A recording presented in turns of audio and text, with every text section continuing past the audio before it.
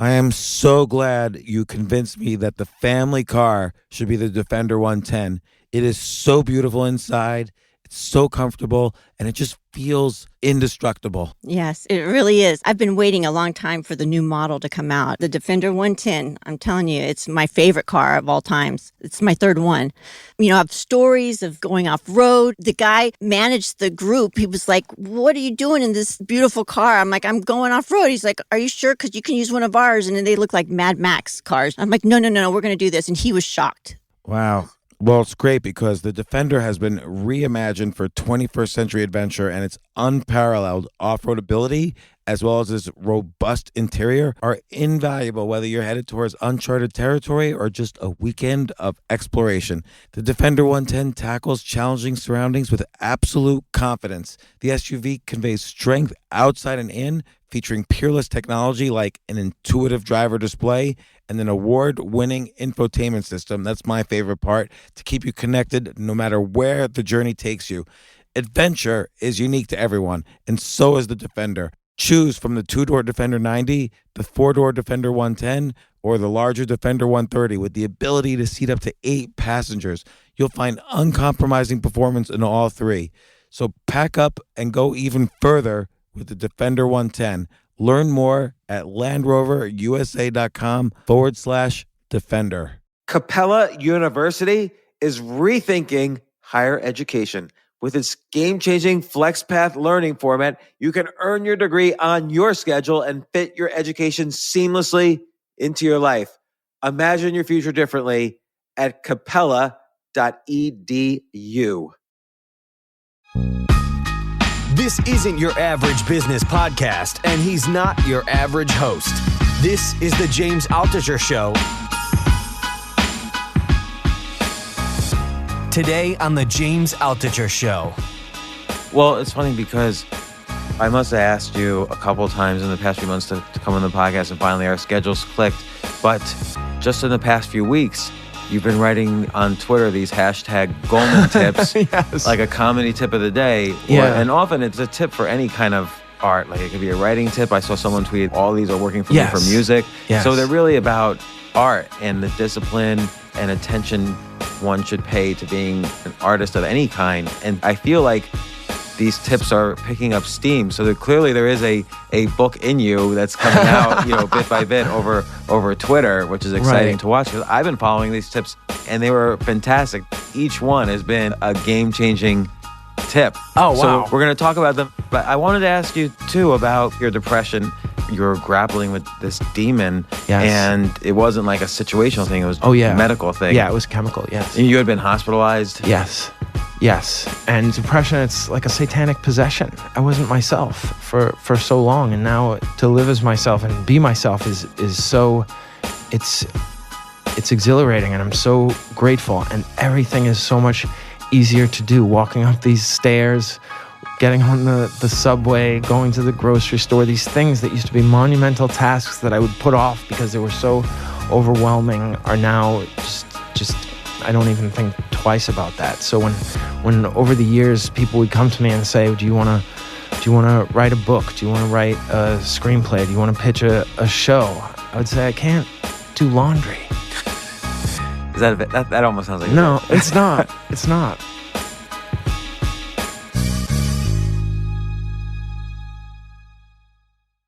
So happy to have back for the third time Gary Gulman, probably my favorite comedian in the world. Wow. Gary, welcome. That's really once again nice. to the show.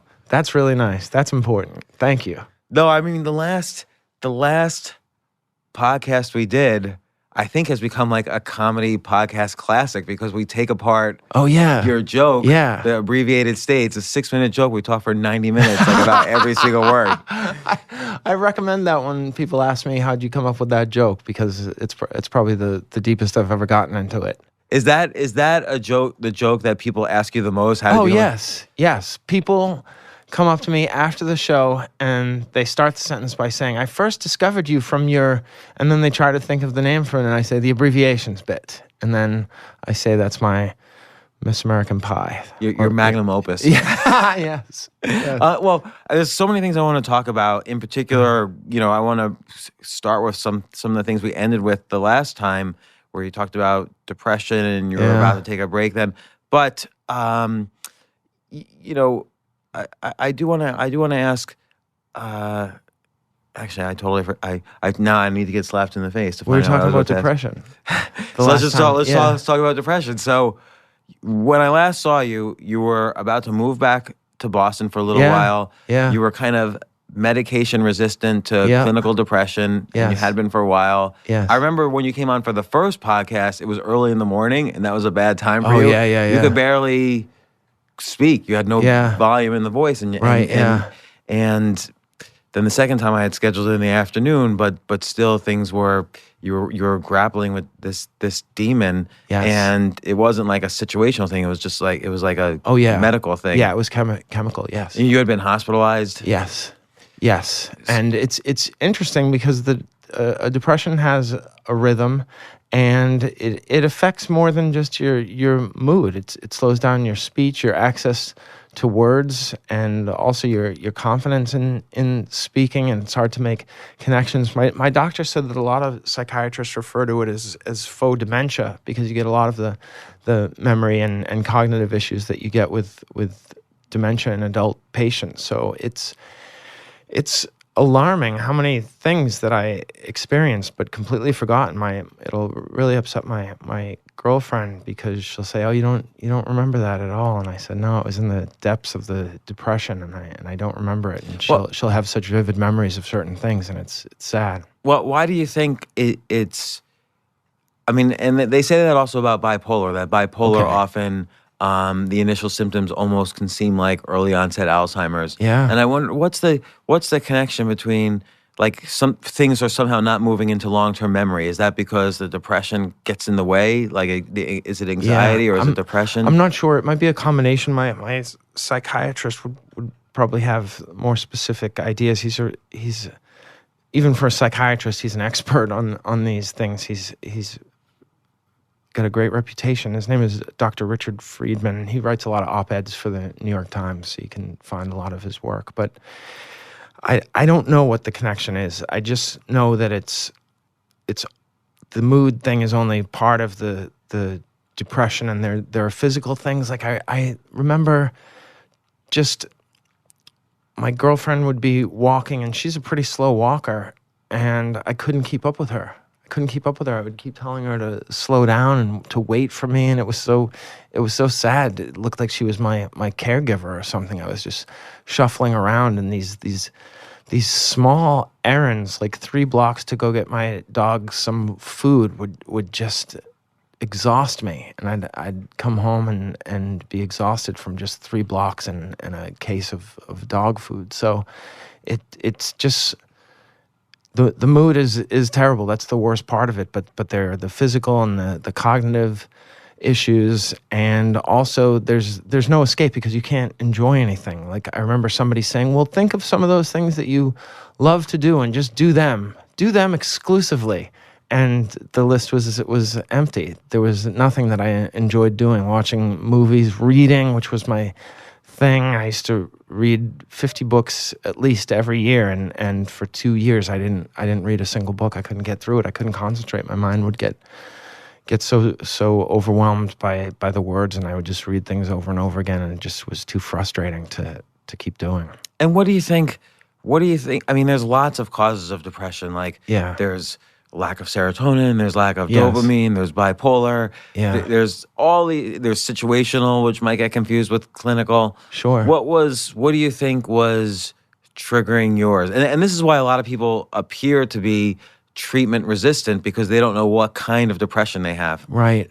Yeah, I would say that it had to have been mostly chemical, because the thing that finally gave me the ladder to climb out was a change in medication. But it was the 7th or 8th change in medication within 2.5 years. Yeah, I've heard it takes on average 8 years for someone to find the right treatment for depression. It's incredible, and they're saying now that there's some sort of saliva test where they can sort of narrow the.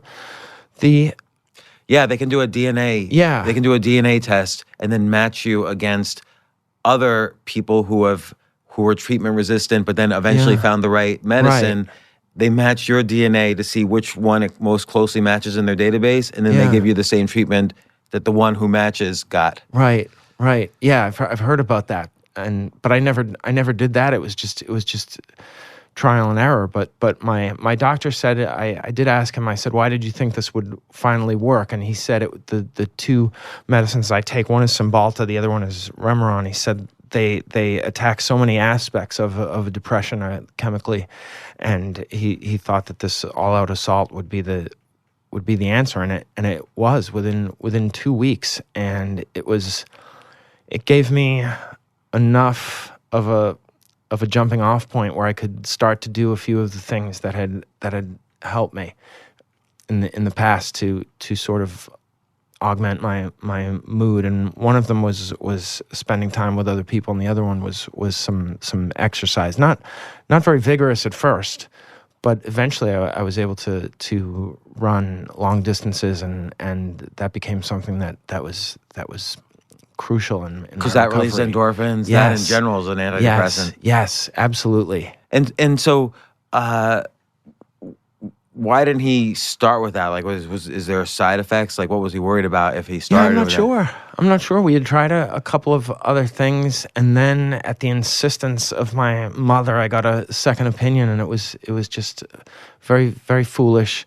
And I tried something else, and it actually made everything worse by double or triple. So Yeah, like that was I it, think yeah. I think people, they just throw everything at Yeah. you if they don't know Yeah. what to do. Like I remember one Right. time I was suffering from depression, and they just kept literally, let's say, upping the ante Yeah. until I was taking these antipsychotic drugs that would just make me sleep all day. Yes. They weren't helping at all. Yes. They were just, I would just be groggy, or I would Yes. sleep 14 hours and then be groggy the rest of the day. Yes, I will say though that I think Remeron is an antipsychotic, but in the dose that I take, it's been found to be an effective antidepressant. But I don't take very much, and I think it was more the Cymbalta that was the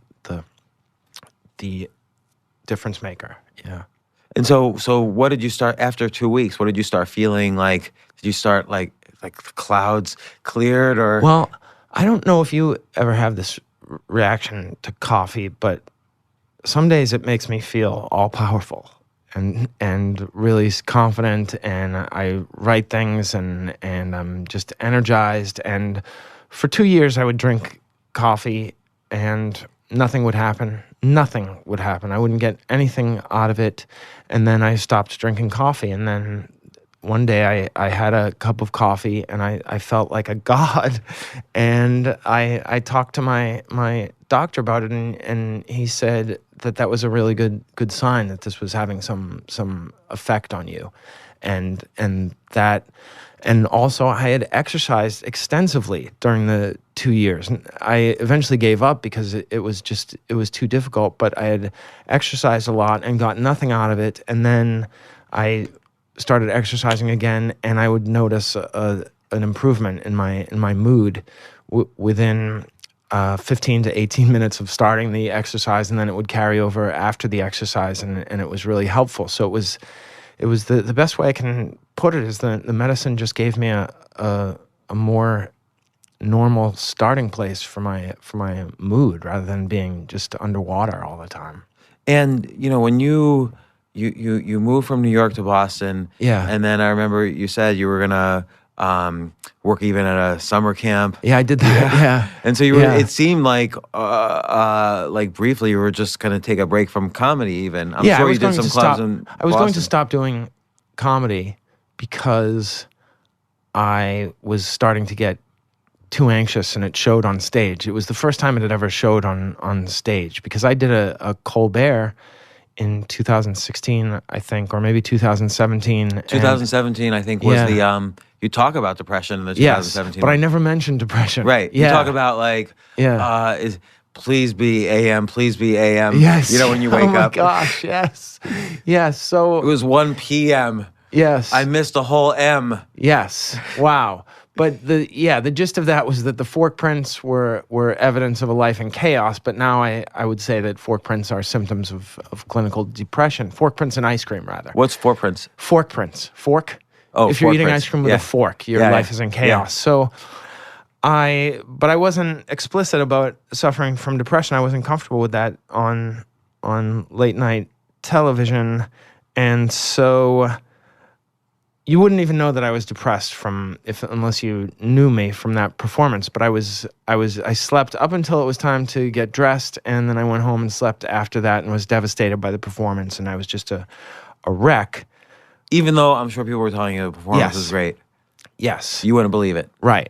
But later that year, it got to the point where no, it's so obvious that you're in crisis and you're shaking on stage. You're biting your lip and it's bleeding while you're on stage, and that's On that set? no. Oh no, later. Later, Okay. yeah, later that year, and you need to take a break from this. And our mutual friend Amy Koppelman said, even if you just have to have a regular job for the rest of your life, because this is killing you, and that was my plan when I went back to Boston, was to try to transition to another career. I had some dates on my calendar that I had to fulfill because the money was very good and it would help cushion my fall. But I was in a major transition career-wise at 45 or 46 or whatever it was. And so like you what about like relationship wise? Like you were and are in a relationship. She was supportive of the move, but did you have faith that you guys would remain together? Like, Well, I imagine that everything must have been in chaos at this point. Yeah, I must say that I was hoping that she would just say, I can't take this anymore and move on, because I felt so guilty about what I was not giving her as far as partnership, and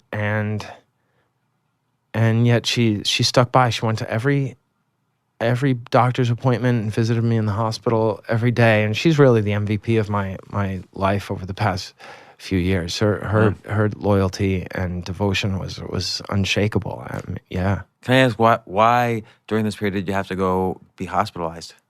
Well, I'm making a new special and documentary associated with it, and so I don't want to get too far into sort of the mechanics of the hospitalization, because I would rather that be a surprise to people.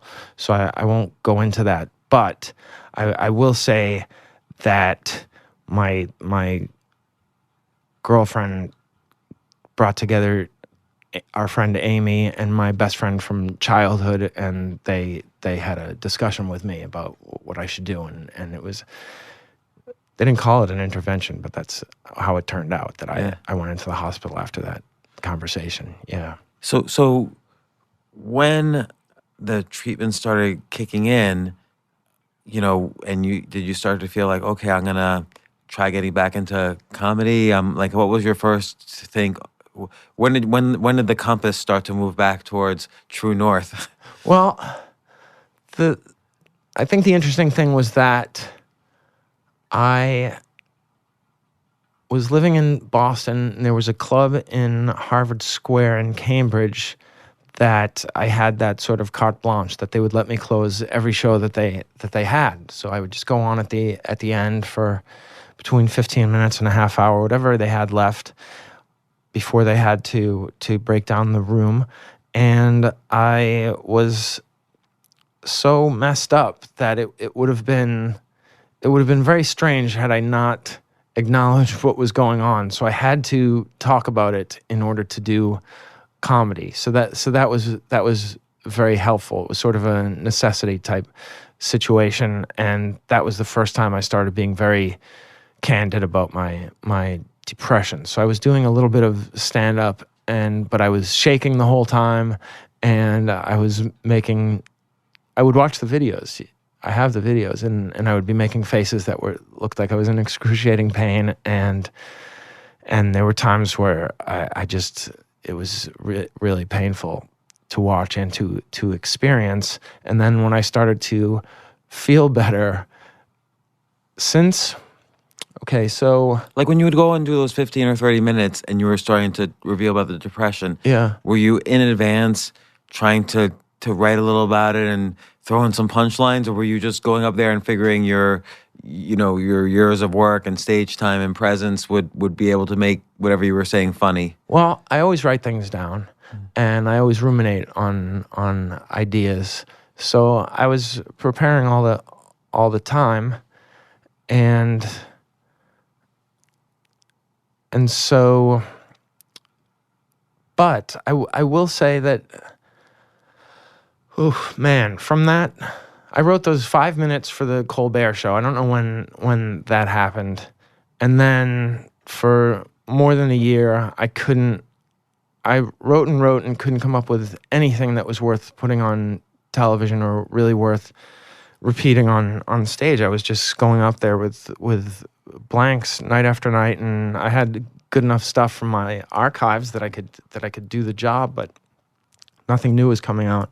And once I started to feel better and be myself, then the floodgates opened up. So I think this is important. I moved back to my mom's June 22nd of 2017, and between then and the following summer, I wrote like 90 new minutes, which I've never had that type of creative run in my life. I've written 45, I've written an hour, but not even an hour, but 90 minutes in a year is impressive. Well, I think in the middle of that, it was either November or early December, I saw you, of 2017, I saw you at the Comedy Cellar. Yeah. And the set you did, I thought was so incredible. It was thanks. it was so funny. You're there was a very good lineup, and I think you were closing, and your pacing was just so calm and confident, and you were like saying these esoteric quotes from, to kind of go along, from famous people to go along with the jokes, and just everything was like, it was like almost a different style of humor, I felt. Yeah, that night probably. was really good comics too up there. Yeah, that's probably the case. I definitely have reached, I feel, a new level in my work. Yeah, and I think part of it was sort of the how exhilarating it was to have this muscle back. It's sort of like if you had broken your leg and not been able to walk for a year, and then all of a sudden, after doing a lot of therapy, physical therapy, you went out and played basketball, and then you would want to stay after and dunk and dunk and dunk. And that's how what I feel I'm doing now with my comedy. I can't wait to get on stage every night. And for a time, I dreaded it, and it was impossible for me to perform. I don't know if this is a good analogy, but the best analogy I can use these days is that the depression, it's like a satanic possession. I wasn't myself for so long, and now to live as myself and be as myself is so, it's exhilarating, and I'm so grateful, and everything is so much easier to do. Walking up these stairs, getting on the subway, going to the grocery store, these things that used to be monumental tasks that I would put off because they were so overwhelming are now just I don't even think twice about that. So when over the years people would come to me and say, do you want to write a book? Do you want to write a screenplay? Do you want to pitch a show? I would say, I can't do laundry. Is that almost sounds like No, it's not. It's not. I couldn't even do laundry. So the idea of me writing a book, it's just, yes, I'm very flattered that you think I have that in me, but I may, but my tools are ruined. Yeah. Well, it's funny because even so I must have asked you a couple of times in the past few months to come on the podcast, and finally our schedules clicked. But just in the past few weeks, you've been writing on Twitter these hashtag Gulman tips, Yes. like a comedy tip of the day. Yeah. And often it's not just it's a tip for any kind of art. Like it could be a writing tip. I saw someone tweeted these are working for me for Yes. music. Yes. So they're really about art and the discipline and work and attention one should pay to being an artist of any kind. And I feel like these tips are picking up steam. So clearly there is a book in you that's coming out, bit by bit over Twitter, which is exciting to watch because I've been following these tips.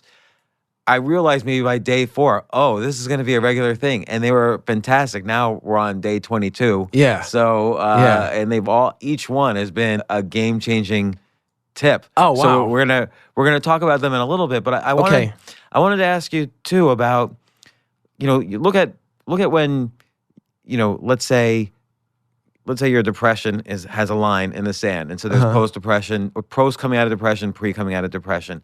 The pre, a lot of your written jokes, the jokes that we see and know you by, all your famous hilarious jokes, including abbreviated states or role play or any of these things. They're made up, right? They're fiction. Yes. And there's a difference between fictional jokes, which still are just as funny and meaningful and maybe even more difficult to write than jokes that kind of come out of your real life. Yeah. And I've heard arguments on both sides. Like some people, live and die by writing fictional jokes and think those are great. Yeah. And other people are a little bit more observational. They see what happened to them that day. They make fun of it on stage later that day, and then they work out the material. Yes. And how do you've obviously been going through this transformation because now for the first time ever, you've been talking about what's been going on in your life as opposed to purely making it up. But it does seem like purely making it up, I'm not saying better or worse, but more difficult in some way. Like more parts of the imagination have to click in. Yeah.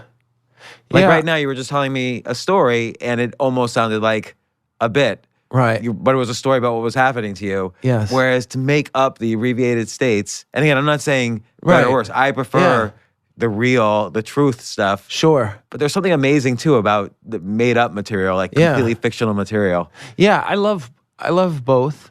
So I can't think of there are silly things. To me, the made up is the silly. I love the silly. So there's some silliness. So it's like you're sitting back and you're you're thinking, yes, who the hell named abbreviated these states? Yes. And you have a thought, and you figure something in you based on your experience figures, I can maybe go deeper on that and make a joke. Well, it was, and this is the one that I get asked the most about when we've gone in depth, and I don't know if I said that then, but the premise was most of these states start with the same first 2 letters, and there was probably a time in comedy where you could say, did you ever notice a lot of the states start with the same first 2 letters? I mean, New England, New York, and New Jersey, or whatever it would be, and the people would laugh and say, I never noticed that. But now it's just like, you got to go a little bit deeper than that, and there's a Bob Newhart influence in it too, where he created a fake thing with Abraham Lincoln. So it's just,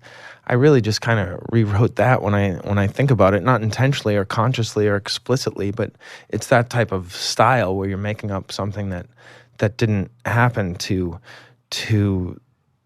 serve a story that you could never really figure out. Well, there probably is a story of how they abbreviated the states, but the people weren't as charming. So, or a lack of charm. Yeah, as the case may be. Yeah. But like you mentioned in one of your recent tweets, something I didn't know is that you kind of started working on that joke in 1996. Oh yeah. And the contractor part came like 20 years later. Oh yes. So, but that's interesting though. Like and because this will get into one of the Gulman tips. The contractor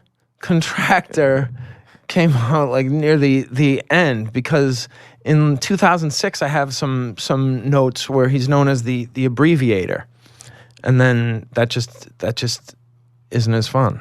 So, but in terms of like kind of mining funny material for greater and greater depths, like maybe the original, I don't know what it was in 1996, but maybe you had some punchline around the fact that people in the post office must be really confused or something. I don't know. And then no, I remember what it was the first time I did it at like a high school. I said, I think I had the idea that these men came together and they said Alaska, Alabama. I think we might have used that one before. And then they said, let's just move on. And in the next one, the guy's response to the fact that they both started with the same first two letters was, "Oh shit." And then I just broke down into them swearing at each other, because that's all I really knew how to write. I was only a few years in. And then the crazy thing with that is that documentaries and film had to change to be about small things, so that you could believe that they could make a documentary about something so absurd. And that was, I think I mentioned in the interview, that was just an inspiration. One night at a club, I was talking about one documentary, and I said, "But what about this documentary?" And then I just made it up, and that was the sort of the final push. Well, it was a good way to. I think in the set you start off. I'm here to recommend a documentary, and then I'm going. Yes. But it was a good kind of umbrella. But that's ahead of my time, because now everybody wants to tell you about this great documentary they just saw. And because now documentaries are better. Yes, they're better, and they're ubiquitous. Yeah. But it was an interesting structure in that. And then we'll get into the Gulman tips and some other stuff. But it was an interesting structure in that you have this umbrella about this documentary, but you fit in to 5 minutes, essentially like 30 jokes and punchlines. Oh yeah. And it was and after we did our podcast, I started thinking for myself, just in my meager babyish stand-up experience, I started thinking, how can I take, let's say, all the jokes I try to piece together and remember, and find an umbrella-like structure like that. And it is interesting to sort of weave everything through to a complete story. Because you had like the omelet station, and you know, all these things that could have been separate jokes. One of the tips was to cannibalize your act. So I had years ago written this thing about this really surly omelet chef in St. Thomas, and I would throw it out there every once in a while, and nobody really laughed at it. And then I realized that I needed a discussion to cut away from the Alabama before we got to Alaska, to make the audience forget what we were talking about. And I said, well, just try the omelet routine. And then I also had a joke about how the hotel I was staying at stopped serving breakfast at 9 a.m. And I always feel as a comedian, I do not want to write jokes about things that other comedians are writing about. And comedians do a lot of hotel stuff. There's like an entire franchise of comedians doing jokes about the keys losing their magnetism in your pocket or whatever. I've seen a dozen different comedians do it. So I'm like, I'm not going to do a hotel joke, but I snuck in a hotel joke in this other joke, knowing that people won't say, well, it's just a hotel joke. Because there's a certain... Because it's hidden. There's also a certain absurdism to them having this discussion in the middle of a faux documentary about the States. Right. So like, why, like I'm watching a documentary about the States, why are they getting into this intense discussion about whether the omelet chef is happy or not? But the more absurd it is, the funnier it is, and the more specific it is, the more absurd it is, right? But the segue itself is absurd. Like if you had just told the joke, that's funny. But the segue away from that itself is funny. Yeah, but I've seen other comedians do that. I didn't make that up. Yeah. But still, I just appreciated the, you know, I appreciated the fact that no matter where a joke is, there's usually, I mean, you even give a tip. I'm trying to remember the exact words, but you basically say, put spaces between the lines and try to fill in those blanks. Yeah. Because there's always further depths you can mine a piece of material. There's so many times where you say something, and to me it's instinctual, and it may not have always been, but there will be things that I'll say. So just for example, I say I grew up and I was a very strange kid.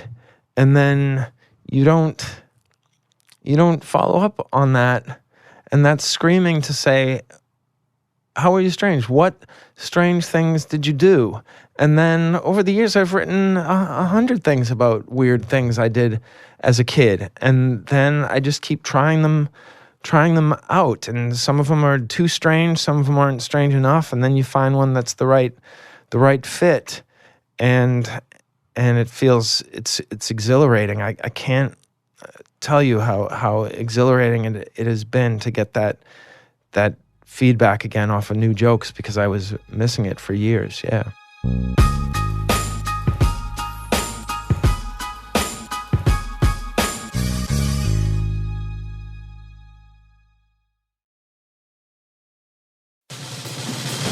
These days, we're all investors, trying to be smart with our money despite our worst impulses. But at iShares, we believe that deep down inside of every investor is a better investor. One that's just waiting to be let out. Explore iShares ETFs and insights and let your best investor out.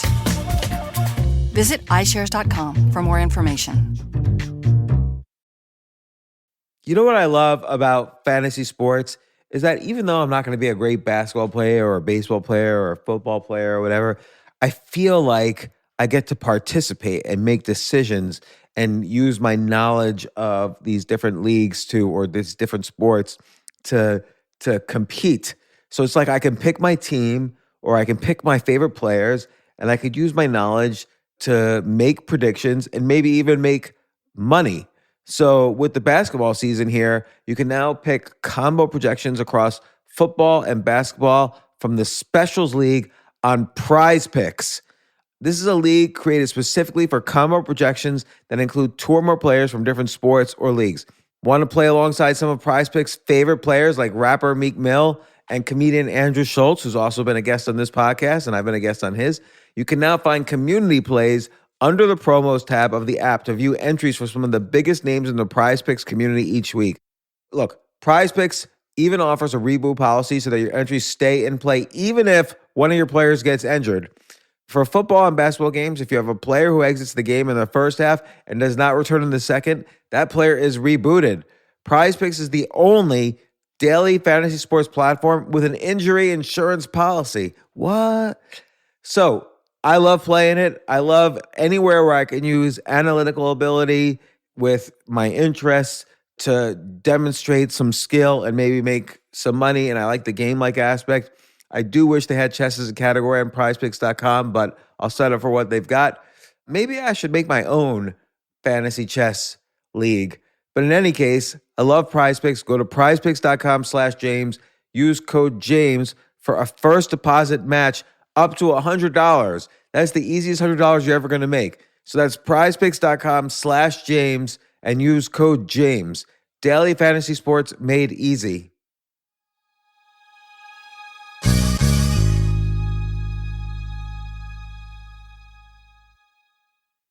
The future of learning is definitely online. Like, it's such BS that you have to spend $200,000 or take $200,000 in loans and go to some fancy school when it's useless. It doesn't guarantee you a job. Most employers, including me, do not care about degrees or grades or anything like that. We want to care that you love what you're doing, that you know what you're doing, in some cases that you have experience or that you're willing to learn. But people in general love learning and are curious. Like, the key to success is curiosity. And I think masterclass.com is the perfect model for online learning. I'm really happy they're sponsoring this episode. If you're going to give a gift, give the gift of learning. Masterclass makes a meaningful gift this season for you and anyone on your list, because both of you can learn from the best to become your best, from leadership to effective communication to cooking. Let me tell you some of the classes I've taken. I've taken comedy from Steve Martin. I mean, can you believe I can take a class from Steve Martin on comedy, or Judd Apatow, my favorite comedy director? I could take an actual class from him on writing. Wolfgang Puck on cooking. Dan Brown on writing, or Judy Bloom, who's been on this podcast, on writing. By the way, Wolfgang Puck also has been on this podcast. It's such a pleasure. I try to take classes all the time from masterclass.com. And whether you're watching Masterclass on TV or listening in audio mode in the app or on their site, the quality speaks for itself. It's like these Masterclass instructors are your own personal mentors that are going to help you reach the next level. How much would it cost to take one-on-one classes on comedy from Steve Martin or on chess from Gary Kasparov? You just wouldn't be able to do it. But it would cost hundreds of thousands of dollars. With a Masterclass annual membership, it's $10 a month. Memberships start at $120 a year for unlimited access to one-on-one classes with all 180 plus Masterclass instructors. So it's not just $120 for one instructor. You get all 180 plus masterclass instructors. Boost your confidence and find practical takeaways you can apply to your life and at work. And if you own a business or are a team leader, use Masterclass to empower and create future-ready employees and leaders. That's the real education in today's world. So this holiday season, you can give one annual membership and get one free at masterclass.com/JAS. JAS, of course, stands for the James Altucher Show. So right now you can get 2 memberships for the price of one at masterclass.com/JAS. Masterclass.com/JAS. Offer terms apply.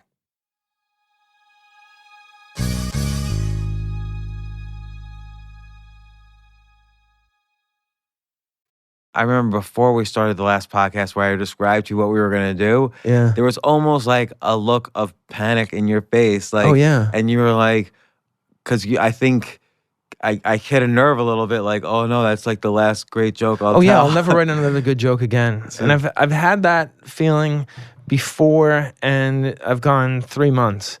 This time it was over 2 years, and it's interesting because I was going mad, but that was even more maddening. Yeah. And so you know, one of the Gulman tips is, which you alluded to earlier, is go back to your old jokes. Yeah. And now that you have more experience, you can see how they fit into your current set. They've evolved too with you, and see how they evolve. So that's very interesting advice. And that's essentially what you did with the omelet station and the abbreviated states. Oh sure, yeah. Have you seen it more recently? Well, I'm trying to think of the joke that I was going through an old notebook just in preparation for that tip, and I found something where I said, "Oh my gosh, you could really have fun with that now," and it really made me so happy because I was not just throwing out this thing that had worked once. It was something that I could keep coming back to, and I have boxes and boxes of composition books and notebooks and notepads, and they're my greatest asset, I think. Yeah. Do you write every day? Yes. I will say you don't have to write all day, but you do have to write every day. Like one of your tips is set a timer for like 19 Yes. minutes. Oh my gosh. And, yes. And just keep writing until the 19 minutes are over. Now, are you writing anything, or are you trying to write premise, punchline? Well, lately I'm working on a Conan O'Brien appearance for January 31st. So what I've been doing is writing out the set and then taking each joke and figuring out exactly what I want to say, and then trying to find something else to say, so that I found something the other day, and I hadn't said it I've been working on these jokes for a few months, but I hadn't said it in the joke, and it was about peanut allergies. And then I remembered a joke that had failed for a long time about a classmate of mine who had a peanut allergy. Because the idea now is I've heard a number of middle-aged comedians saying that there were no peanut allergies when we were growing up, and I can refute that. That's just not true. So yeah, I found that while trying to try and make a joke on the Conan show a little more dense, because I have 5 minutes and I can say a lot of funny things during that time. It's not a one-man show where I'm trying to have peaks and valleys. I just want the best advice is to try and, like, internal rhymes, you know about those with rappers and poets, where there's a rhyme on the way to the rhyme, and there can be jokes on the way to the punchline. There should be. So I think a lot of times those start off as riffs. You know what your punchline is, but you see kind of a reaction in the crowd from some word or some expression you use, and you go a little deeper there. You riff, right, and then maybe it gets incorporated into the joke. Yes, like in the abbreviations joke, I say rogues, misfits, and ne'er-do-wells, which is a really fun expression that's sort of a cliche. How much do well? Yeah, how often do well? Ne'er. And that was just something that I wrote down, and it would have been fine had I not called attention to it, but it's a great thing you can unpack. And it was very easy. It took 2 minutes, and then trying it on stage, and the audience loved it. Well, you said something really interesting when you were describing how you're putting together this upcoming Conan set.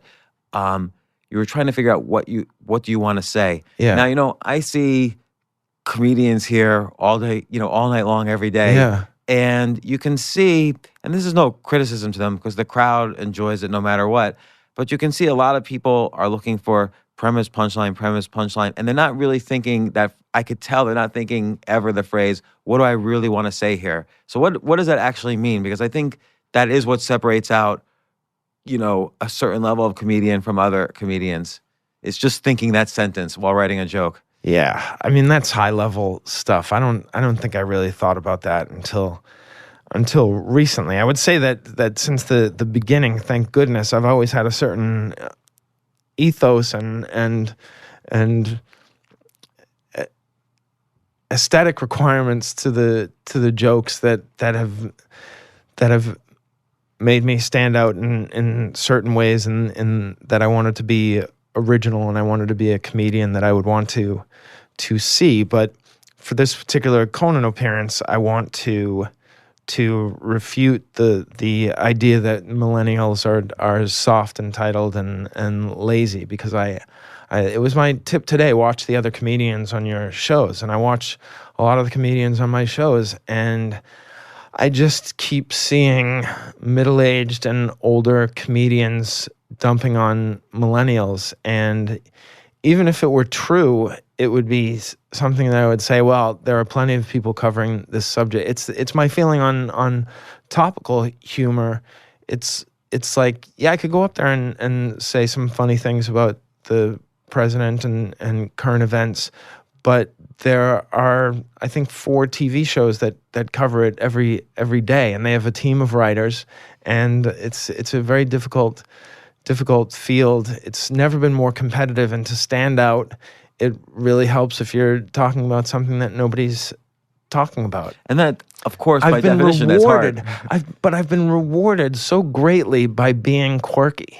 Abbreviations and role play are the 2 things I'm known by far, and I've done hours and hours of material. Grapefruit, and those 2 cookies, okay, Pepsi. Yeah, right.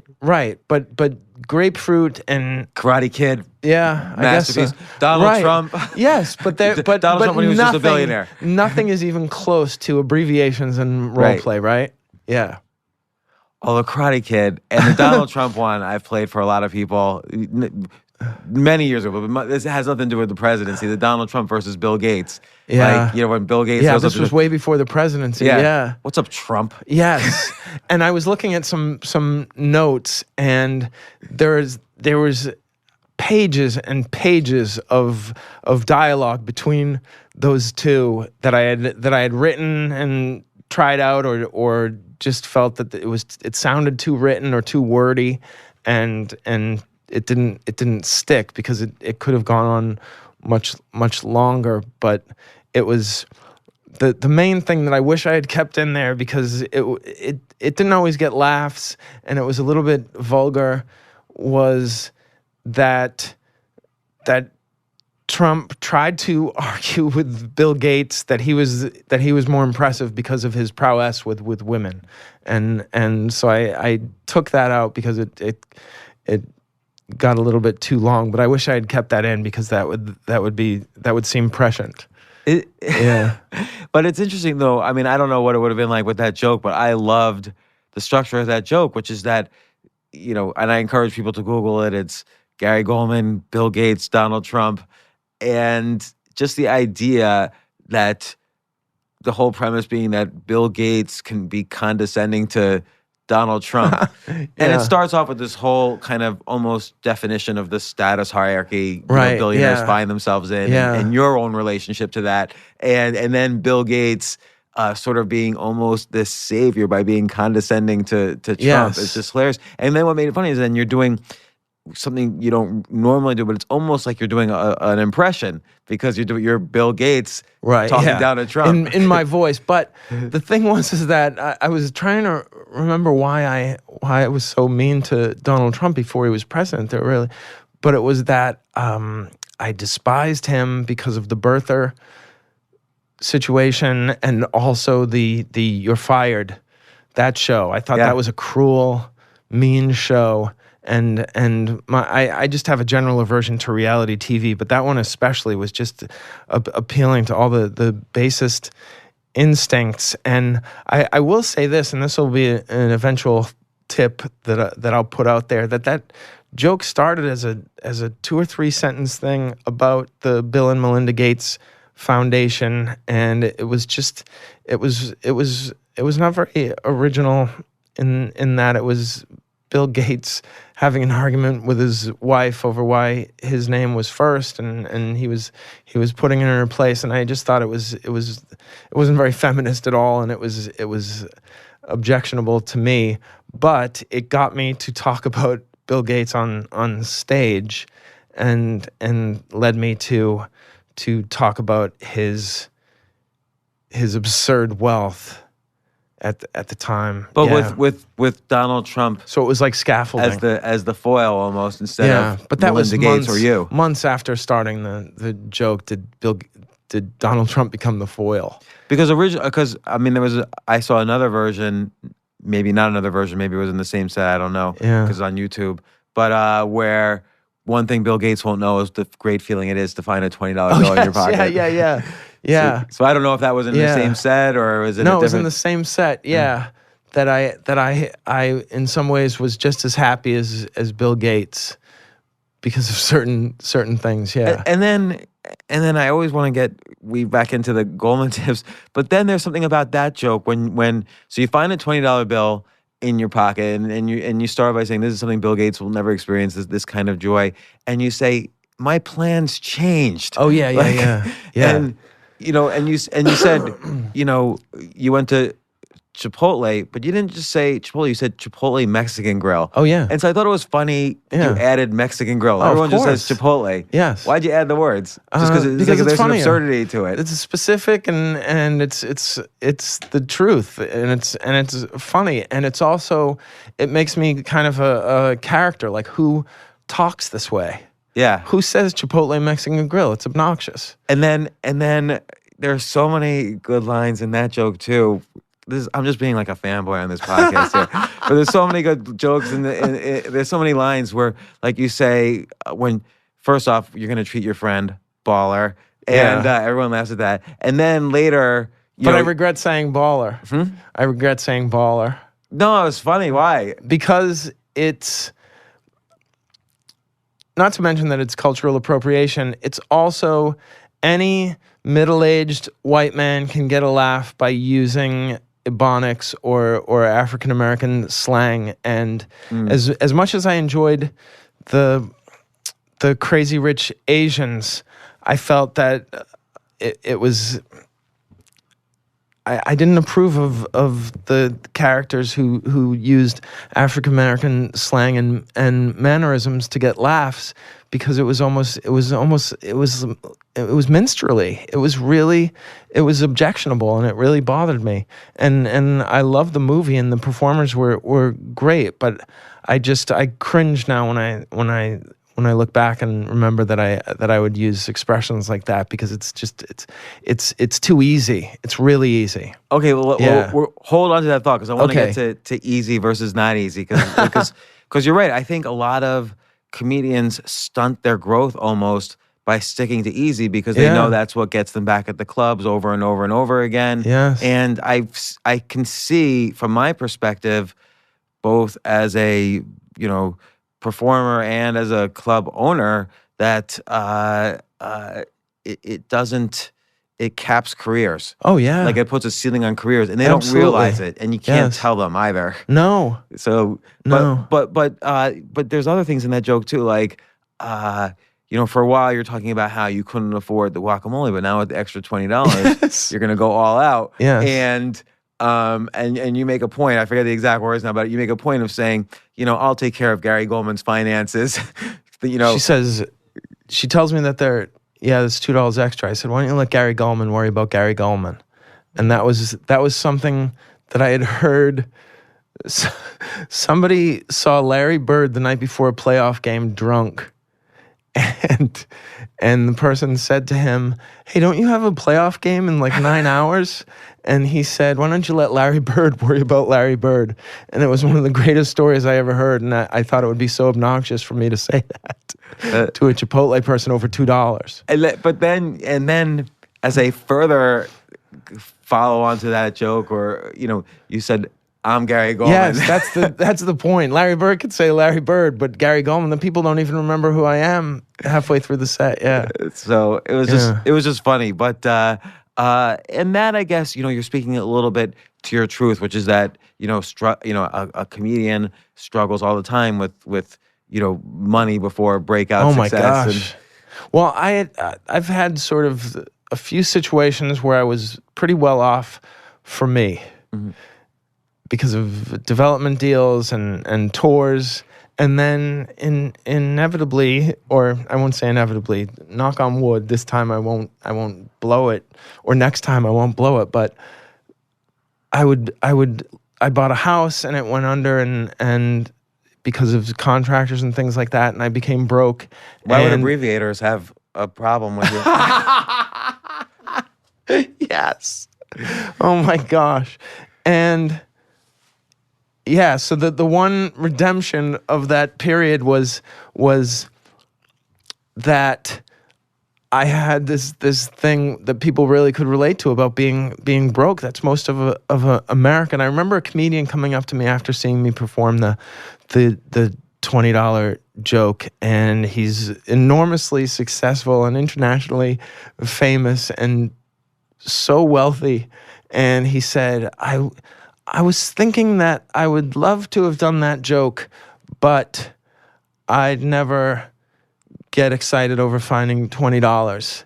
And I thought to myself, because I don't have much respect for the guy, I thought to myself, I wouldn't trade my act for your money. That's really interesting. Yeah. And it's interesting to see. I don't think he meant to be condescending, but I'm very sensitive, and also it was rude, I thought. But he's basically complaining about himself, though. Kind of, yeah. So, yeah.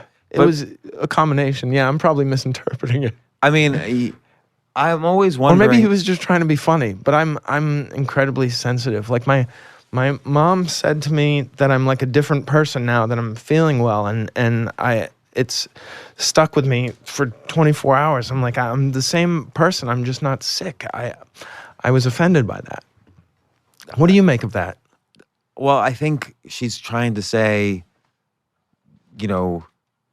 whatever you're doing, whether it's medical or exercise or other things you're doing, is positive. She's giving you encouragement. She didn't mean anything negative at all. She didn't say, boy, you were a shithead before and now you're That's great. How I took it. That's how I took it. She loves you and is saying, please, Gary, stay on the path that you're on. Yeah. Oh, that's a much healthier way to interpret that. That's funny, though, that you wouldn't automatically interpret it that way, but that could be based on your relationship with your mom and the whole thing. Yeah. So there's got to be a bit in there somewhere. Yeah, of course. So, but it's interesting because I know I keep wanting to get to the Gulman tips, but everything you're saying leads to something else. These are all tips, right? but like, in terms of having money and not being able to say the $20 joke, you look at how a guy like, let's say, Louis C.K. or even Dave Chappelle, how they deal with, the fact that it's clear, and Chris Rock too, it's clear they have money now, right? Everybody knows exactly how much money they have. Right, yeah. And Louis C.K., he did it very intelligently in one special. Maybe it was hilarious. He said, I was flying first class on American Airlines. I got upgrade. I had a bunch of, fuck it. I always fly American Airlines. Everything you guys do, I do better. It's not going to last forever. It's only going to last a few years, then it'll be over, which he turned out to be presciently correct on.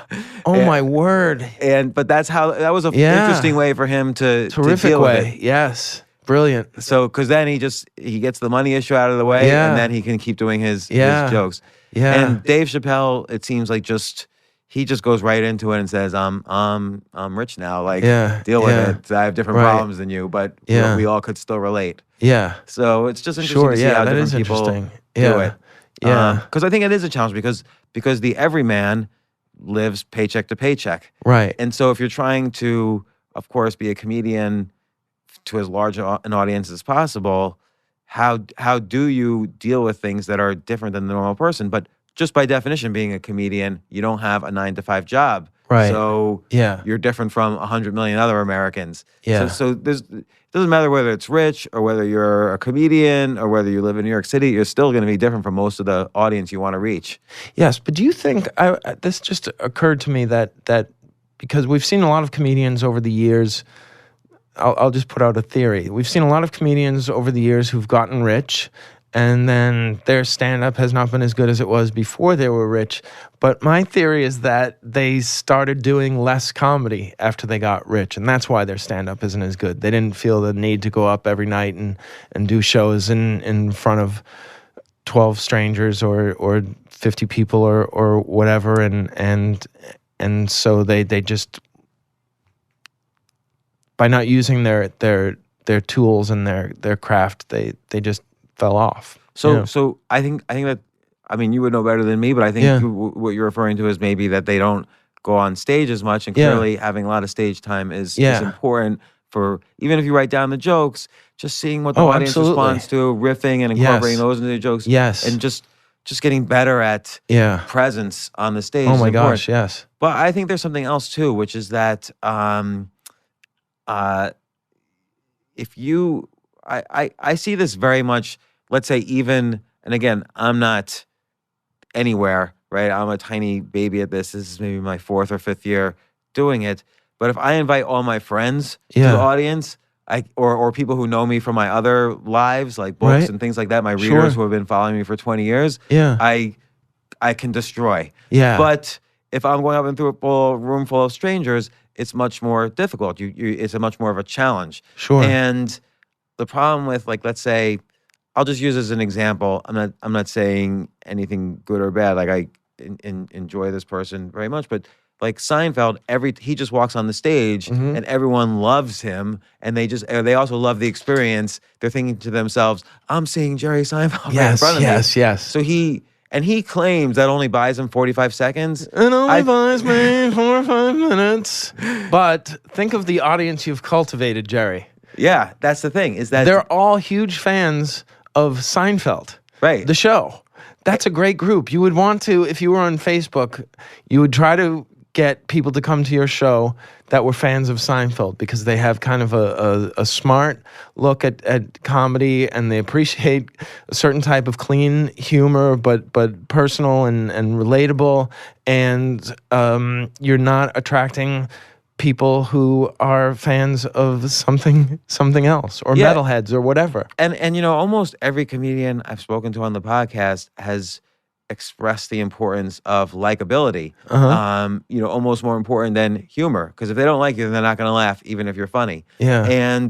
But comedians like a Seinfeld or any of these big comedians, Dave Chappelle is a great example. People like him the second he's on stage. They're paying already $300 for tickets at Radio City Music Hall. Yes, that's so it's so a cognitive true. bias that they have to like them. That's so true. So that could make them not know anymore the challenge of doing comedy to a group of strangers, because that in itself is a big skill. How do I do comedy to a room of 60 people that don't know who I am at all? Yes. And 3 of them are Swedish, so they're never going to laugh. Yes. So, you know, there's all sorts of things. So I think that could be too. Yeah. I don't know if it's because Chappelle still probably goes up a lot when he's around places, but everybody likes him automatically. Yeah. Yeah. And maybe they didn't 25 years ago. Right. Because they didn't know who he was. Yeah. So that just could be an addition to your theory, is that the likability almost damages how they're looking. They get skewed by it if it's many years. Right. I wonder. I also wonder whether they're getting a true read of their jokes because the audience is so primed and things like Right. that. That might be an issue as well. So it's harder for them to look at the video and say, people didn't laugh at this because they were just laughing because, oh my God, it's Jerry Seinfeld. Right, So yeah. you don't know if they're laughing at the joke or not. Right. Yeah. And it's going to be interesting how you deal with that because I feel you're known. You're definitely known among It's getting easier. comedy fans. Yeah. Right? It's getting easier. I'm performing more and more in front of people who are there just to see me. And because I see whenever you're on tour, everybody from that town like starts tweeting up like, oh, Gary Gulman, you're so it's great. very neat. Yeah. And like what's the economics of that? Like, let's say you go to St. Louis and you're performing at a club. I don't know, 500 people, 800. How many people show up at a typical? I would say wherever I go, I can get 1,500 people or so to see me. 1,500 is a lot. That means a lot of people know who you are. Because if those people make plans to show up to see you, as opposed to anything else they could do in St. Louis, that means they know you. They know who you are. And there are only a percentage of the people who really know you but couldn't make it that night. Yes. So and then what's the economics? Like they buy, let's say they buy a ticket for $100. Oh, no, I don't sell tickets for $100. $50? No, less than When that. I saw Dave Chappelle, I paid like $300. No, I think I've limited to like maybe $30 or $35 and sometimes lower than that. So, and then what is that? You split the door somehow?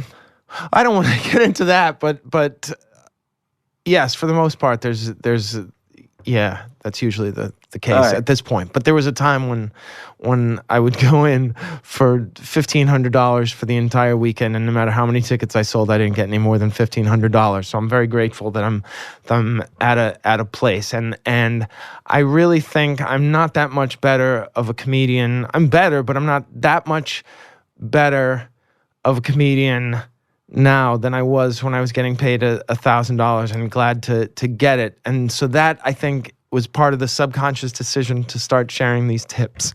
Well, by the way, the first tip got like 30 likes on Twitter. The last one gets like 900. So just 20 days later, they're picking up a huge amount of steam. And again, I feel like I'm about to get to them, but I always have more questions. You mentioned about, and this was a tip, like don't do the obvious punchlines. Yeah. Like if someone can figure out the punchline, you need to go deeper. Yeah. And again, I see that a lot. And I think the audience can't always see that, but I think the average comedian who goes up at a club is doing a lot of the same, material that everyone else is doing because it's the quick and easy way to get a laugh. It's harder to go deeper, but it's hard to also find these areas where, that no one's covered before. Like, again, you take Louis C.K., almost any topic you could tell me, I could come up with a Louis C.K. joke that he's done. He's done every topic. Yeah, that's interesting. So what do you, and now particularly as I guess one direction to go is, again, mining life's experiences. Yeah. But like, how do you tackle this issue? Like if you were going to make I don't know, you've mentioned quite a bit, you don't want to repeat the same jokes that white middle-aged comedians are making. Yeah. Like how do you then find, what they're not talking about or figure it out? I think one thing that occurred to me when we were talking about what's the audience going to think is the punchline. If they can guess your punchline, then you're not going to get a laugh.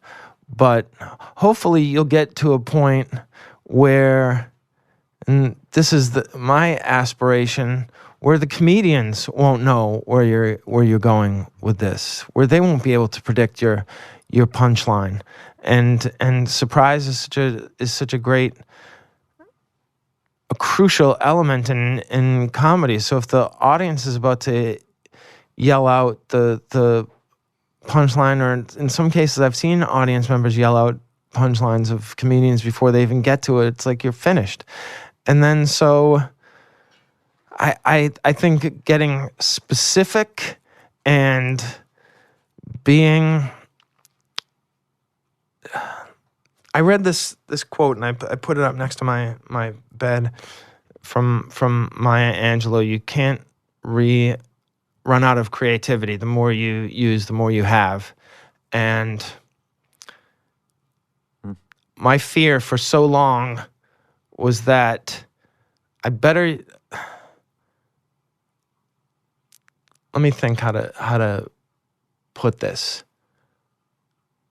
All right, so I remember when I first did a joke about Netflix. I was like the only comedian who was doing jokes about Netflix. And then I saw another comedian do a joke about Netflix, and I was like, damn it, there goes my Netflix joke. And I think that kind of attitude was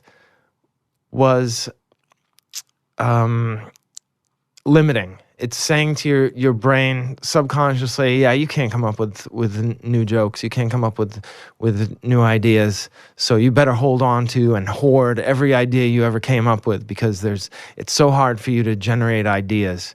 And that quote from Maya Angelou really, I think, freed me up, at least subconsciously, to say, like, I used to have a joke about Uber, and then I noticed over the past year or so, every comedian who was going on before me had a joke about Uber. And at first I was like, man, I'm not going to be able to do that Uber joke anymore. And then I thought, well, that's good. Let them do their Uber jokes, and I'll write a joke about anesthesia or something. I don't know what I'll write about, but it'll be something that won't be the Uber joke. But you feel like a lot of, let's say, the comedians who have Netflix specials, they're taking but they're using the topics they know everyone's experienced. So, like, for instance, being broke, or abortion, or Trump, right, or I don't know, whatever the hot topics are that day.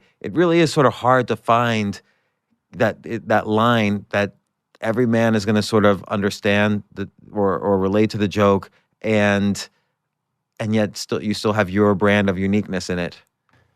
Right. I think it comes back to one of the tips was to read Self-Reliance by Emerson, and if you don't have it in your head right now, the main thing to me that I got from that was that the specific is universal. So you can be very, very specific and personal, and people will get it. Do you think now that you said earlier about your fees and tours that you feel like you're not necessarily a better comedian than you were then, except then I'm not this much better. But I would disagree on the one hand, in that then you were doing the abbreviated states, which obviously is, so many people have commented that's like the greatest joke of all time. but now you're mining your personal depths, and that's infinite. Right. So for everybody. Right. So, yeah. And that's really where, but I think that's a different kind of challenge. Like, as opposed to just being kind of ludicrous and absurd and just almost looking at it like a Rubik's Cube puzzle you're trying to put together, it's hard to take biography and insert punchlines into it. You know, if you were giving a TED Talk, right, there wouldn't be punchlines every 15 seconds. Right. But it's actually how I started off in jokes. My earliest jokes were biographical, exaggerations of my childhood, and in some ways I've come back to that a little bit, because there was, moving back into my childhood bedroom, there was a lot of time for reflection. I wasn't able to watch TV, and I wasn't able to read. I mean, I had a TV and I could watch it. I had no interest. There was nothing on TV that TV was either boring or would remind me of what a failure I was, that I wasn't on something. And so I just had a lot of time to think in a bedroom that really hadn't changed much since I lived in it as an adolescent. And so, okay, so take that experience, right? Yeah. How would you think about that experience specifically? And if you were to start to put a punchline into it, because that, of course, is, you say the specific is universal. So that's very specific. The average 45-year-old out there hasn't moved back into his childhood room. Right. But there's something universal about it, in that every 45-year-old man is scared of that. Yes. So there is something universal in there. Or know somebody, has a relative. Yeah, it's not exactly. that. It's especially nowadays. It's not that uncommon. And just fear in general. Yes, certainly. And so if you were to think about that and to say, because obviously on the one hand, it was a sad time in your life, but if you were to say to yourself, okay, I'm gonna try to figure out where the punchline goes, and I only have 15 seconds. I'm just making that up. Yeah. But that's considered the timeline. So how would you start to think about that in terms of writing a joke if you were to take that experience or that emotion? I mean, for me, it's sometimes there are specific anecdotes. The time I was taking out my laundry and folding it, and a pair of my mother's underwear was stuck to one of my sweat-wicking running shirts, and I held it up and I said to her, I said, "Is this yours or mine?" And so I never did that on stage, but it made her laugh hysterically. So that was a long setup to that joke, right?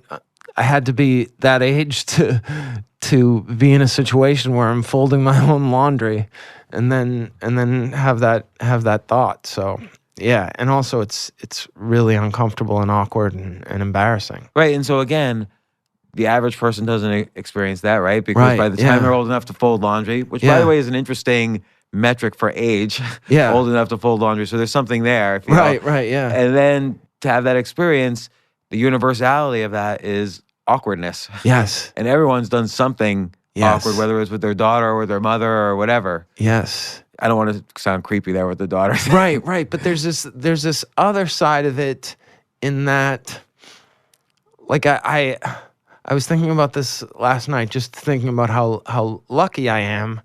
If a really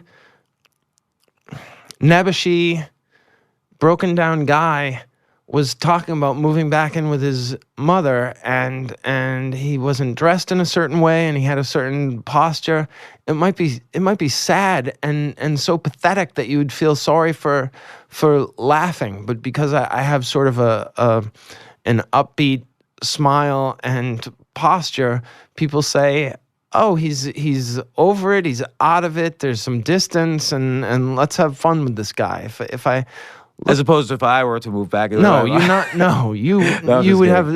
have no problem with that either. But I can't think of anybody. But it's just like some people are.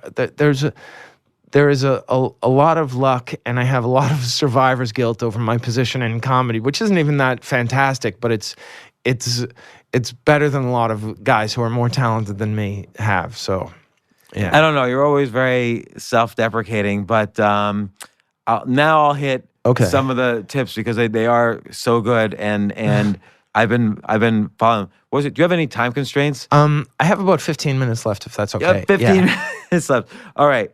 Record every set. Super important. And we were saying before the podcast, you gave me that advice a year and a half ago, and it's been amazing for me. It's like the best piece of advice I've ever gotten. Yeah. It's like having a sort of a gold mine in your home that you can. I mean, I have 25 years building up to this, so I can look into notebooks and listen to old recordings and find things, and it's like mining for I won't say gold, silver, but yeah, it's very helpful in finding jokes and also figuring out where you went wrong or where you need to sort of do it, try to replicate what you did. Yeah. And also, and this is related to another tip, taking out the ums and the ahs. Oh, yes. You can see where you do it, so you can practice saying the joke in your home. Yes. And just doing it because you take out the ums and the ahs and decrease the words. Like maybe you could see there was like one riff you did that didn't quite work, or some line that you threw in to build up to the joke that you realized later you didn't need. Yeah. So it's valuable for a lot of, like, because you give all sorts of tips about taking out words, because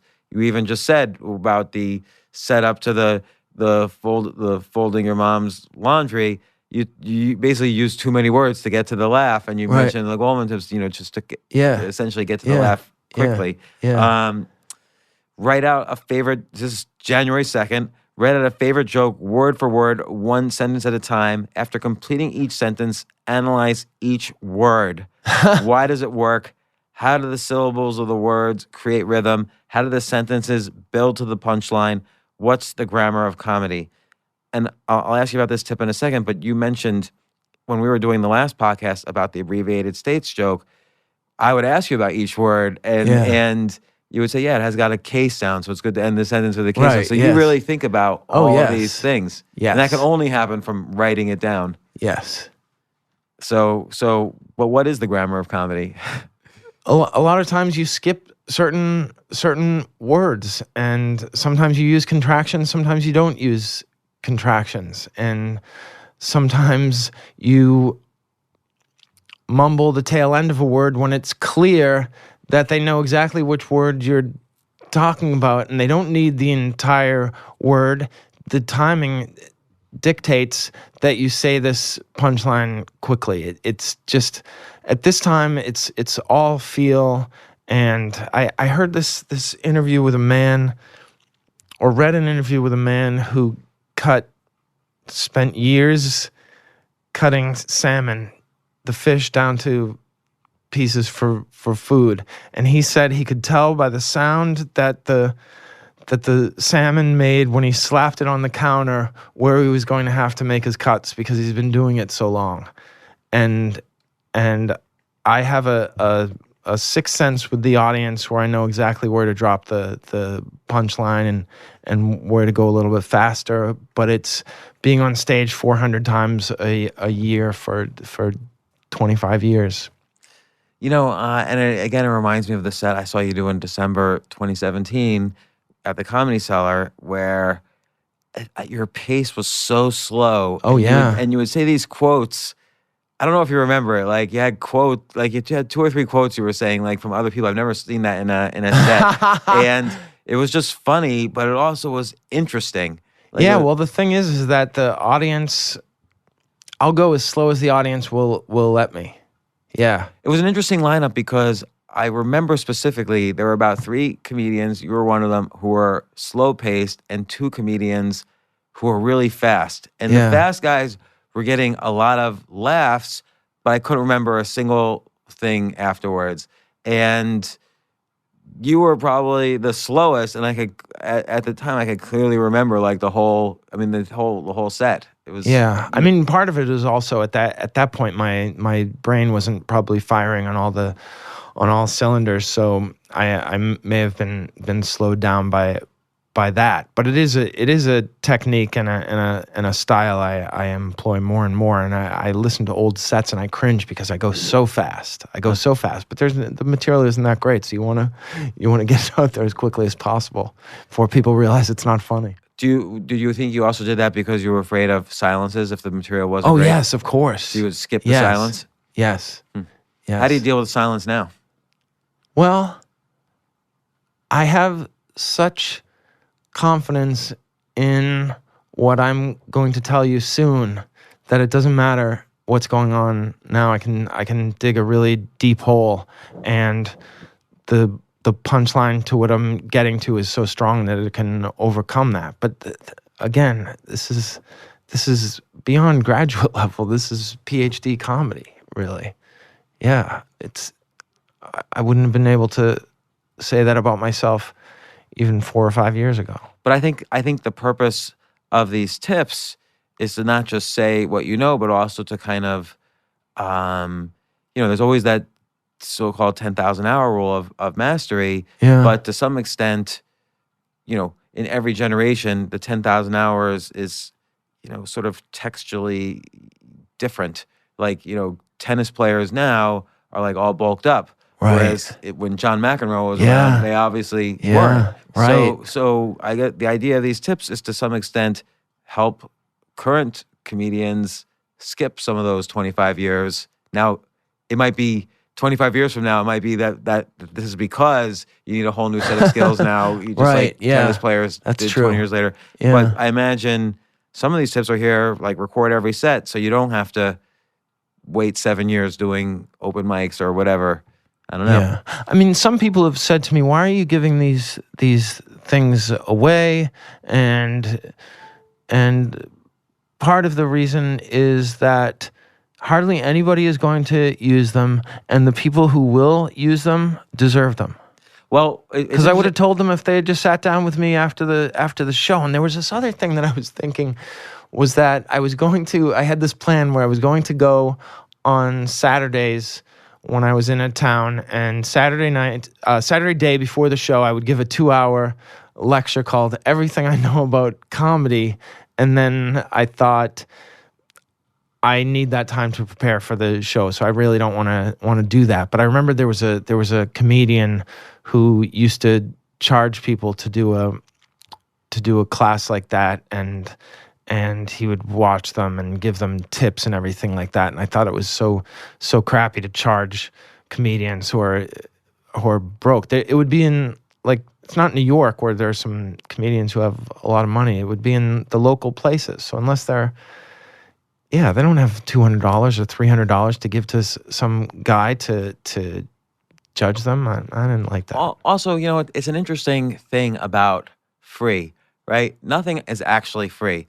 So everything is a transaction. So when you're giving these tweets away for free, what is ostensibly for free, you have to take a step back and think, what's the actual product? And the actual product is your reader, because what you're doing is you're essentially buying audience. and I don't say this in a negative way. That almost sounds capitalistic and negative. Right. But you look at how it builds steam. It's one way of building steam by giving something for free. The readers themselves, because you're not selling something that they're paying for, they become the product. And I'm putting it in a crass way, but I don't mean to sound that way. But right. And it'll work because you're giving value. You're delivering value, so you're getting value back. You always get back the value you give, if that makes any sense. Yeah, I mean, I think that what I've told people I'm getting out of it is that it holds me accountable. In that, one of the things I don't know if everybody's like this, but I just despise hypocrisy. And I think it would be so hypocritical if I was giving these tips and then not abiding by them and not writing. Which is like in your tip 5A. It holds me accountable, yeah.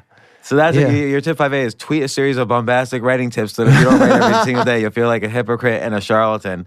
Let me see if I could find, some ones I want to ask you about. All of them I want to ask you about, but I know... and you've talked about this already, which is cannibalize your act, go through your joke inventory, maybe from years ago, and relocate some jokes or pieces of jokes. But you also mentioned in the Chipotle joke how you mind something Larry Bird said.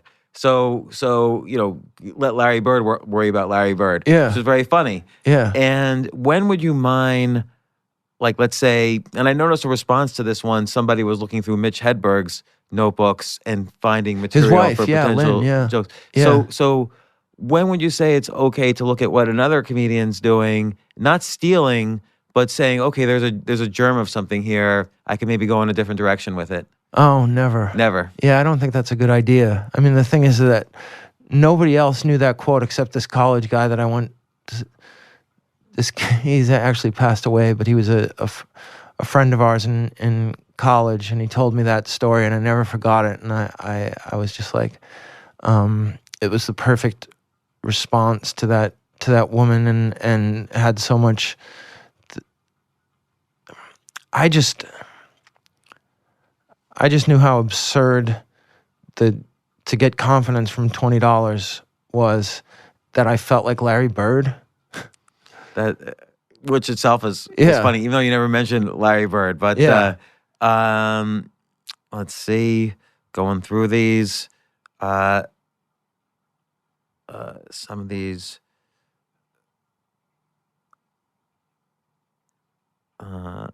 We've talked about a lot of these. Try the same joke with the least amount of words you could possibly imagine saying it with, which again requires. That was Mike Birbiglia, I think, who right. guest tweeted that. Guest tip from a legend. Yes. And he's really good, actually. Oh, he's amazing. And what he's specifically good at is telling a story that's filled with punchlines. Funny, so he could take just a very solid story that would almost sound the same without the punchlines, but he's got tons of punchlines and good pacing and so on. Yeah, he's remarkable. Oh, and I think he performed that night at the Comedy Cellar. Oh, okay, cool. Yeah, he's terrific. Get on stage, writing a joke down is less than 50% of the process. So that's interesting. We live in New York City where there's a billion stages around. Yeah. Some people don't. What would you say to people who don't get on stage 7 times a night or even 7 times a week?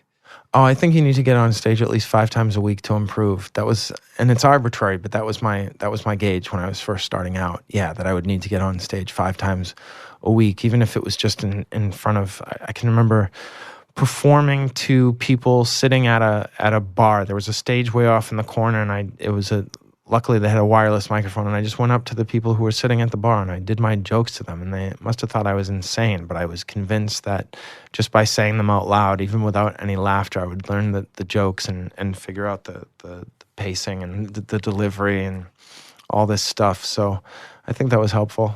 Yeah. It's hard though when someone's beginning to get on stage 7 times a week. Oh, yes. It's hard. I mean, it's easy for me now, but yeah, it's really hard to get on stage 5 times a week when you first start out, and that's why it's fortunate that I started off in Boston, because if I had started off in New York, I don't know whether I would have been able to get on stage even once back then. You know what I tried a couple of years ago. This was like 2 or 3 years ago. I went on a subway, and every stop Oh, you I told went me into a about different that. car. Oh my gosh, And that was James. That is brave. It was definitely brave. I don't know if I could do it again. Oh, Let me see what else I got here. I don't know. These are all good. Do you mind if I write them down in the article I write about this podcast? no, I don't mind. Okay, good. Yeah. There are people who have done like documents where they put them all in one document and they've been updating them, but I can't remember what the link was. But Oh, I really like this one. You know that joke, and we talked about Oh, yeah, briefly. this is a good You know one. that joke you're sick of telling? Write it with space in between each sentence. Add some details, change a word, or unpack an idea. I've done this, and it works really well. Oh, yes. Because you find when you have kind of just the time, you already know something's pretty funny, but not there, and you Yeah. have the time to think about it, you can find like really absurd yes. and ludicrous stuff to put in Totally. between lines. Totally, and you know that you're coming back to a laugh, so you can miss. Maybe Yeah. that gives you your confidence about the future when there's a silence on something. Yes. So, because you've already known. Yeah. So, and then this is interesting. It made me think, be the comedian you wanted to see. Think about the things that you wish someone made jokes about when you sat in the audience. Make a list of topics and ideas that you'd be excited to see someone discuss. You know, that's fascinating. I mean, that's the Yeah. advice about writing a book. Write the book you Yes. wish you had read. Oh yeah. So like, what's an example where you've been able to use that advice? Well, I think when I was younger, I used to wish somebody would talk about basketball on stage, and I wish somebody would talk about what was the other thing that I was really into when I was first starting out. The Incredible Hulk. I remember, why doesn't anybody ever make fun of the Incredible Hulk? And so I started to try to work on jokes about basketball and the Incredible Hulk, and I wound up writing jokes about football and figure skating and about Karate Kid instead. So that they became things like I was looking for somebody to make jokes about the things that I was obsessed with, and I was obsessed with certain films, and then watch them over and over again, and I realized that I wasn't the only person who was making these observations. I was just at the time the only person who was sort of deconstructing them and making the comments from a person like me. Usually people like me are winners because I'm very... You make a joke about that, which is that you would expect, Yes. you know, God has blessed this Jewish person with 6'6", you Yes. know, athletic abilities. Yes. You know, Yes. you at least think maybe he wouldn't have the neuroses. Yes, You'd yes. be wrong. Yes, I'm athletic and physically gifted, but I've approached all these sports from a timid and sensitive place. So when Rocky was drinking the raw eggs, I just knew he was going to get salmonella, and and cholesterol. All right, Yeah. like, let's say, I'll just make this up. Let's say you were obsessed with Schindler's List. Okay. How would you, I'm not asking you to come up with a joke on the fly, but how would you start to think about it? I would think about specific scenes and characters, and I mean, what's the best Schindler's List joke? Louis C.K. about the girl who auditioned yeah. for Goodbye Jews. Yeah, I yeah. mean, it's just the greatest Schindler's List joke. But that would be an interesting one, and it would probably be about just the suffering and the things that I complain about in real life, which is probably a formula that people have used, but just off the top of my head, that's what I would think about. But I would be very specific about the suffering that I'm going through. So Yeah. two quick questions, because I know you have to Sure. wrap. Sunday night was the season premiere of Crashing. Oh, yeah. You've made an appearance on there Yes. before. Yes. I think in season 2. Yeah. But it was really fascinating. Pete Holmes was trying to get past at the cellar, so he auditions for the real life Yeah. Esty, who's the Yes. booker at the Comedy Cellar. For Yes. people who don't know, it's the best. It's the biggest and best comedy club in town. And I say this as a co-owner of another comedy club in town. Right. But Esty rejects him, and she says, I didn't get you. You have to answer, who are you? Why are you? Why now?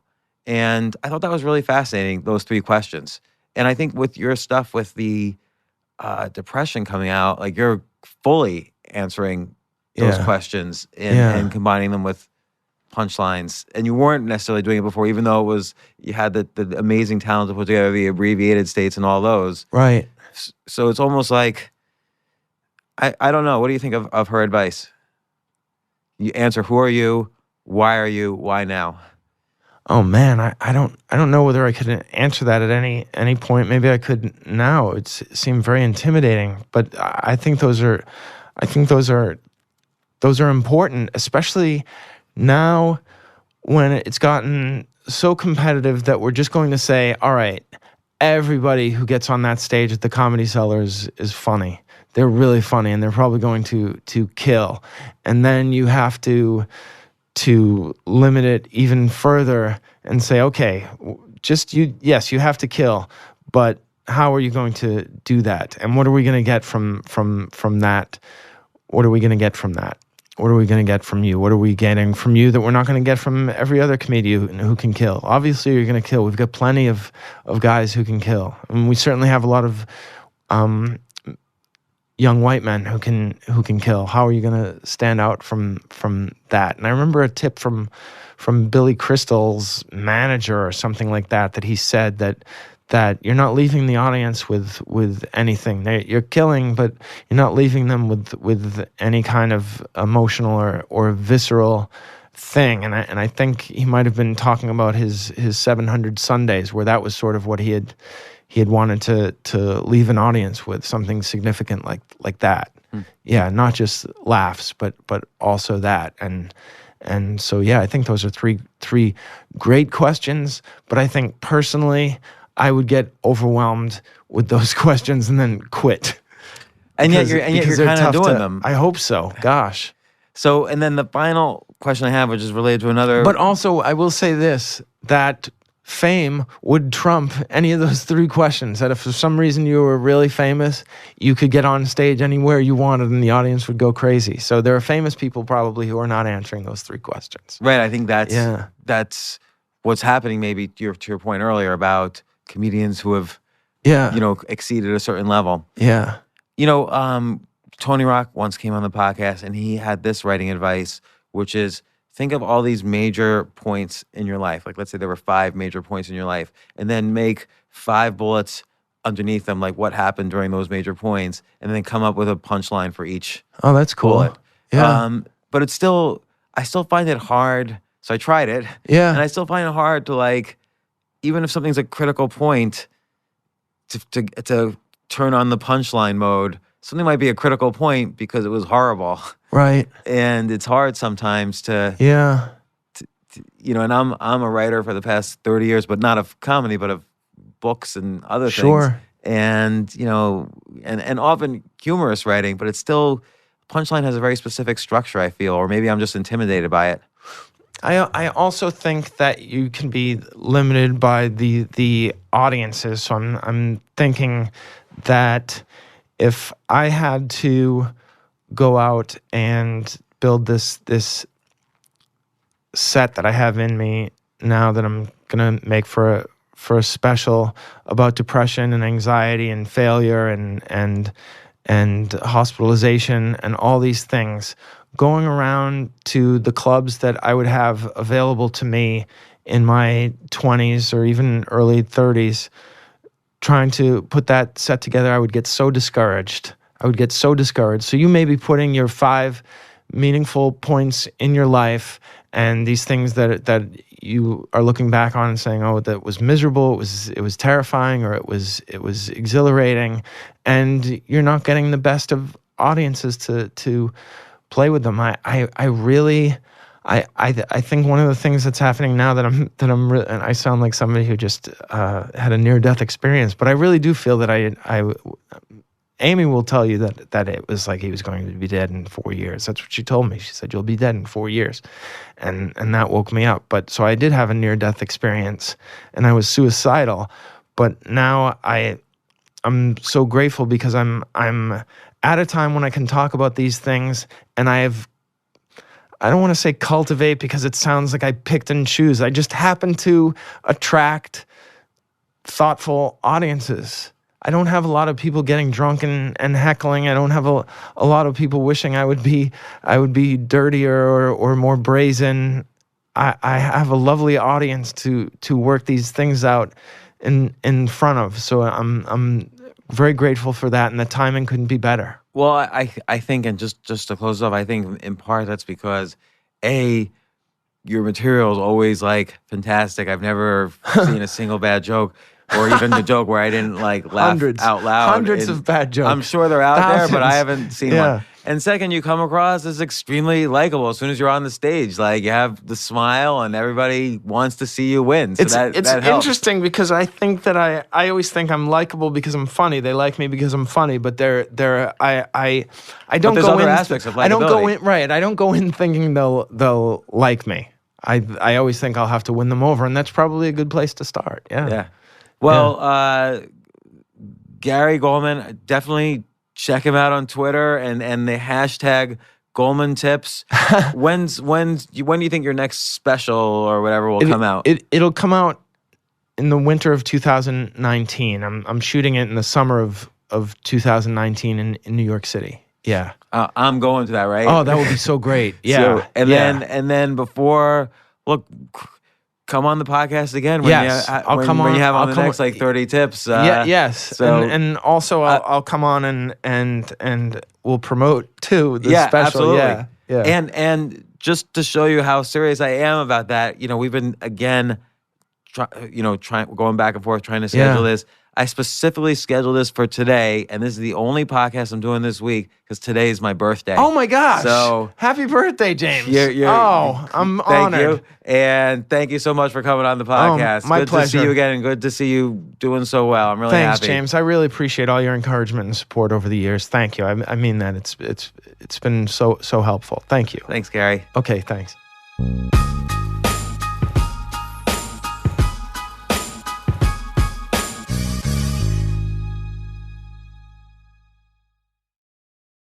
AI might be the most important new computer technology ever.